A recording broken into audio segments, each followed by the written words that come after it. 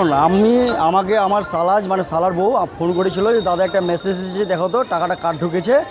আমি চেক করে দেখলাম, চেক করে দেখার বললাম যে এটা আমার শ্বশুরের অ্যাকাউন্ট নাম্বার, এই অ্যাকাউন্টে অন্নপূর্ণা টাকা ঢুকেছে।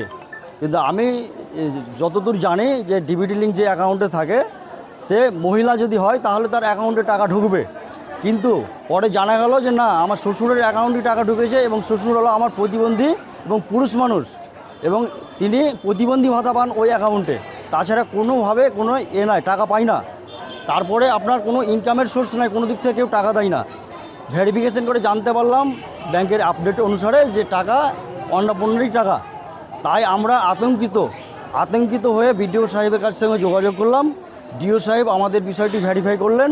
ভেরিফাই করার পরে উনি বললেন যে এর সঙ্গে কার কার যোগ আছে।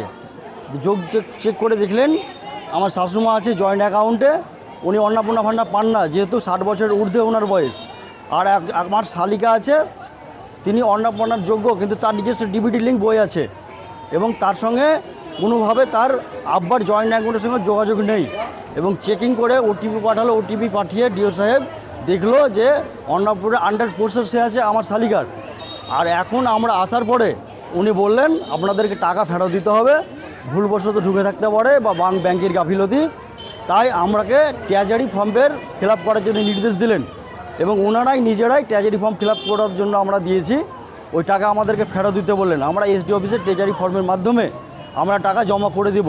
এবং আমরা অন্নপূর্ণা ভাণ্ডারের সঙ্গে আমার শ্বশুরমশাই কোনোভাবেই জড়িত নাই এবং কোনোদিন কোনোভাবে লক্ষ্মীর ভাণ্ডার বা অন্নপূর্ণার পাইনি।